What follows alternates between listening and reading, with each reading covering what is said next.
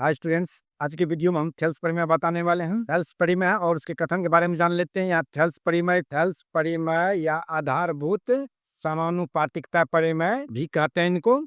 इनका कथन आप थोड़ा ध्यान समझ लीजिए। और हमारे 10वीं किताब में दिया हुआ है क्या, परिमेय 6.1, इसको हम 6.1 के नाम से भी जानते हैं।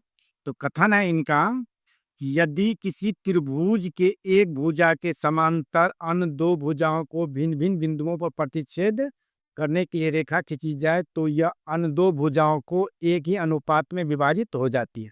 तो इसका कथन भी आपको याद रखना पड़ेगा, क्योंकि कभी कभी बोर्ड एग्जाम में पूछ देता है कि थेल्स परिमेय कथन को लिखें, जिसमें 2 मार्क की होती है, 2 अंक का होता है वो।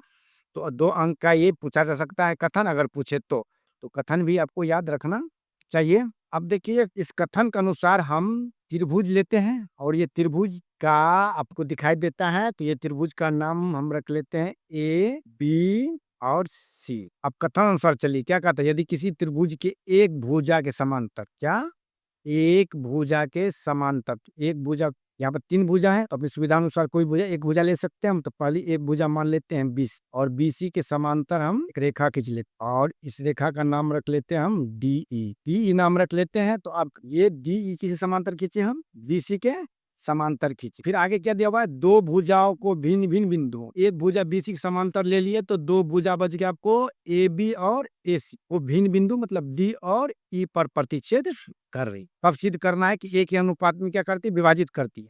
तो ए डी बटे डी बी और ए ई बटे ई सी सिद्ध करके दिखाना है। इसमें थेल्स के अनुसार जो हम त्रिभुज खींचे हैं उसमें जो बेसिक चीज दिया हुआ है उसको हम दर्शा देते हैं। उसमें दिया है त्रिभुज ए बी सी में डी ई समांतर बी सी तथा डी ई भुजाओं ए बी और ए सी को क्रमशः डी और ई पर प्रतिच्छेद करती हैं। यहाँ देख लीजिए, यहाँ पर बीसी के समांतर हम डी एक समांतर रेखा खींचा और जो ए बी को डी पर और ए सी को ई पर क्या करती हैं, प्रतिच्छेद करती हैं। तब सिद्ध करना है तो वो दिखा देना है हमको। सिद्ध करना है ए डी बटे डी बी ए ई बटे ई सी, ये सिद्ध करके हमको दिखाना है। तो सिद्ध करने के लिए कुछ रचना की आवश्यकता होता है। तो हम रचना क्या करते हैं, ई से ई एन लंब ए बी पर खींचिए, ई से ई एन लंब खींच लेते हैं।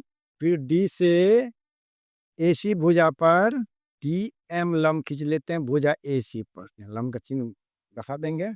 और क्या करते हैं, बी को ई से मिला देते हैं और सी को डी से मिला देते हैं। तो देखिए, बी को ई से और सी को डी से मिलाया। तो अब रचना में हम क्या सब लिए उसको लिखना है। रचना, तो यहाँ ई एन लंब लिया है ए बी पर, तो लिखेंगे ई एन लंब ए बी तथा डी एम लंब ए सी खींचा तथा बी ई और सी डी को मिलाया। इतना हम रचना में लिए। फिर समझ लीजिए, डी से डी एम लंब ए सी पर खींचे, ई से ई एन लंब ए बी पर खींचे और बी को ई से मिलाया और सी को डी से मिलाया। चलिए अब इसको हम प्रमाण करते हैं। प्रमाण पर चलते हैं। इसमें सबसे पहले त्रिभुज ए डी ई, इसमें देखने योग्य है क्या, इसमें 2 शीर्षलंब है, ई एन और डी एम। तो 2 शीर्षलंब है, तो 2 तरह से ए डी ई का हम क्षेत्रफल ज्ञात करेंगे। तो 2 तरह से क्या मतलब, एक बार शीर्षलंब अगर ई एन होगा तो आधार हो जाएगा ए डी, अगर एक डी एम शीर्षलंब हो जाएगा तो हो जाएगा इसका आधार ए ई। उस हिसाब से इसका हम क्षेत्रफल निकालते हैं। तो यहाँ पर एरिया ऑफ त्रिभुज ए डी ई, अब इसका दूसरा अनुपात ले लेते हैं हम, इसका एक ए डी ई का अनुपात ले लेते हैं त्रिभुज बी डी ई।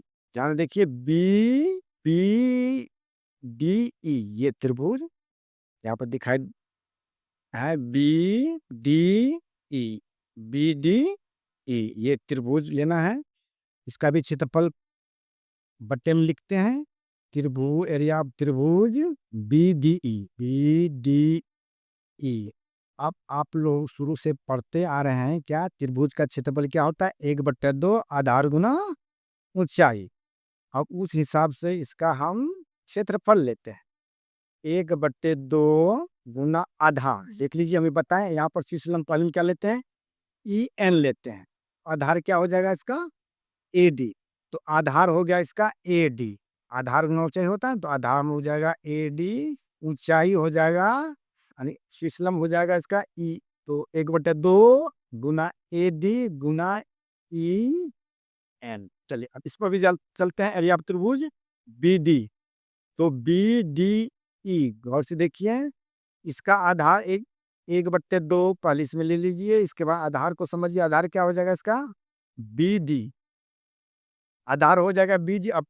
अब यहाँ पर बोलोगे कि आधार बी डी, तो इस पर शीर्षलम तो नहीं है, लेकिन हम ऊपर में दर्शा दिए हैं क्या, ई एन लम जो है ए बी पर है, ए से बी तक है। तो ये त्रिभुज का ये बाहरी भाग में शीर्षलम हो गया, मतलब बी डी ई का ये बाहरी भाग में ये शीर्षलम ई एन हो गया। तो आधार यही हो जाएगा और शीर्षलम यहाँ तक जो है ई एन हो जाएगा इसका। तो यहाँ पर लेना है हमको आधार बी डी गुना ई एन, ई एन हो जाएगा इसका। अब 1/2 ऊपर है, 1/2 नीचा है, ई एन ऊपर है, ई एन नीचा है, दोनों कट जाएगा। तो अब क्या हो जाएगा इसका, अब हो जाएगा ये एरिया ऑफ त्रिभुज ए डी ई बटे एरिया ऑफ त्रिभुज बी डी ई। क्या बच गए यहाँ पर, ए डी बटे डी बी, ए डी बटे डी बी। इसको हम समीकरण ए मान लेते हैं। अब चलिए, सबसे पहले हम इसमें ए ई एन शीर्षलम माने मतलब ऊंचाई माने, तो इसका आधार क्या हो गया, ए डी। चलिए, शीर्षलम ये, आधार ये वाला तो हो गया। फिर इसमें ए डी ई का क्षेत्रफल निकालेंगे, तो अब की बार हमको डी एम ऊंचाई लेना है और ए ई आधार लेना है। पुनः हम एरिया ऑफ त्रिभुज ए डी ई बट्टे एरिया ऑफ त्रिभुज, अब देखिए इसका अनुपात लेना है, तो पहले हम बी डी ई त्रिभुज ले लिए। अब दूसरा त्रिभुज इसमें नजर आ रहा है C D E, C D E, ये त्रिभुज आपको नजर आ रहा है। अब इसका क्षेत्रफल निकालना है, तो एरिया ऑफ त्रिभुज C D E, C D E बराबर क्या हो जाएगा, उसका भी 1/2 आधार गुना ऊंचाई, उसी तरह से 1/2 आधार हो गया इसका ए ही, क्योंकि शीर्षलम हम क्या ले रहे हैं, यहाँ पर शीर्षलम ले रहे हैं हम डी बी। तो आधार क्या हो जाएगा, ए ई, 1/2 गुना ए ई, ऊंचाई क्या हो जाएगा इसका डी। फिर एरिया ऑफ त्रिभुज सी डी का क्षेत्रफल लेते हैं 1/2, इसका आधार हो जाएगा ई सी, और इस त्रिभुज के बाहरी भाग में क्या है, डी एम ऊंचाई है, तो इसका ऊंचाई हो जाएगा डी, डी एम ऊपर और नीचे दोनों कैंसिल हो जाएगा, कट जाएगा, 1/2 कैंसिल। अब क्या हो जाएगा ये, अब हो जाएगा ये एरिया ऑफ त्रिभुज ए डी ई बटे एरिया ऑफ त्रिभुज सी डी ई बराबर ए ई बटे ई सी। अब इस समीकरण को हम मान लेते हैं 2। अब तो पीछे क्लास 9th में चलते हैं, उस क्लास में आप पढ़े होंगे एक ही आधार और एक ही समांतर रेखाओं के बीच स्थित त्रिभुज का क्षेत्रफल बराबर होता है। चलिए आप ध्यान देखिए, B D E, B D E एक त्रिभुज हो गया और दूसरा त्रिभुज हो गया आपको सी डी ई। ये दोनों त्रिभुज का एक ही आधार क्या है, एक ही आधार है डी, क्या है, एक ही आधार डी ई है, और साथ ही क्या है, और ये दोनों त्रिभुज एक ही समांतर रेखा मतलब डी ई और बी सी के बीच स्थित है। तो परिमेय बता रहा है कि एक ही आधार और एक ही समांतर रेखाओं के बीच स्थित त्रिभुज क्षेत्रफल में क्या होता है, बराबर होता है। तो यहाँ पर हम दर्शा देते हैं इनको, त्रिभुज बी डी ई और त्रिभुज सी डी, एक ही आधार डी ई पर क्या है, एक ही आधार डी ई पर स्थित है, एक ही आधार डी ई पर स्थित है, साथ ही डी ई समांतर बी सी, डी समांतर बी सी। तो एक ही आधार डी पर स्थित है और साथ ही क्या है, डी समांतर बी सी। तो दोनों त्रिभुज का क्षेत्रफल बराबर हो जाएगा। तो इसीलिए क्या हो जाएगा, एरिया ऑफ त्रिभुज BDE बराबर एरिया ऑफ त्रिभुज CDE। अब दोनों क्षेत्रफल में क्या हो गया, बराबर हो गया। अब समीकरण 2 पर चलिए, चाहे 1 पर चलिए, किसी एक पर चलिए। हम समीकरण 2 से लेते हैं। समीकरण 2 को ध्यान से देखिए, क्या है, एरिया ऑफ त्रिभुज ADE बटे एरिया ऑफ त्रिभुज CDE। अब CDE किसके बराबर है, BDE के बराबर है। फिर समझ लीजिए, CDE किसके बराबर है, BDE के बराबर है। तो हम CDE के जगह पर, मतलब एरिया ऑफ त्रिभुज CDE की जगह पर हम दे सकते हैं एरिया ऑफ त्रिभुज BDE। क्यों, क्योंकि ये दोनों बराबर हैं। तो समीकरण 2 से तो क्या हो जाएगा, एरिया ऑफ त्रिभुज ADE बटे एरिया ऑफ त्रिभुज, यहाँ पर देखिए क्या देना हमको, CD के जगह देना है BD, त्रिभुज BDE बराबर AE बटे EC। अब इसको मान लेते हैं हम समीकरण नंबर 3। अब तुलना कीजिए समीकरण 1 और 3 को। समीकरण 1 और 3 को हम तुलना करते हैं। एक पक्ष क्या है, बराबर है, मतलब ये पक्ष और इसका ये पक्ष क्या है, बराबर है।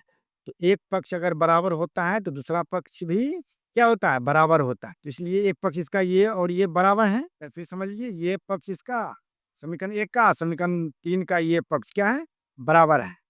तो ये दूसरा पक्ष क्या हो जाएगा, AD और DB और AE बटे EC, दोनों पक्ष क्या हो जाएगा, बराबर हो जाएगा। इसीलिए ये हो जाएगा हमको AD बटे DB बराबर AE बटे EC। हमें यही प्रूव करके दिखाना था कि किसी भी त्रिभुज में एक भुजा के समांतर अगर का खींचा जाता है तो अन्य दो भुजा को दो भिन्न भिन्न बिंदुओं पर प्रतिच्छेद करती है, तो एक ही अनुपात में विभाजित करती है। किसी भी त्रिभुज के लिए सत्य है। तो चलिए, हम थेल्स परिमेय हमारा प्रूव्ड हो गया। उम्मीद है आप लोग इसको अच्छी तरह से समझ गए होंगे और बनाने का आप कोशिश करेंगे।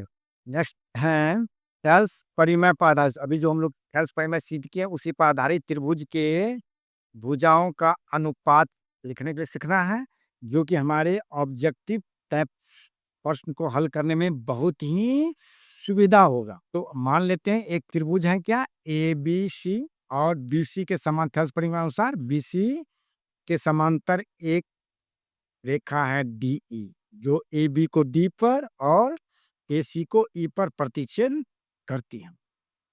तो अगर एक त्रिभुज में एक भुजा के समांतर रेखा खींचा जाता है तो हम लोग परिमेय पढ़ चुके हैं कि वह एक अनुपात में विभाजित करती है। तो यहाँ पर देखिए, त्रिभुज ABC में DE समांतर BC, मतलब ये भुजा इसके समांतर है। ये थेल्स परिमेय कथन है।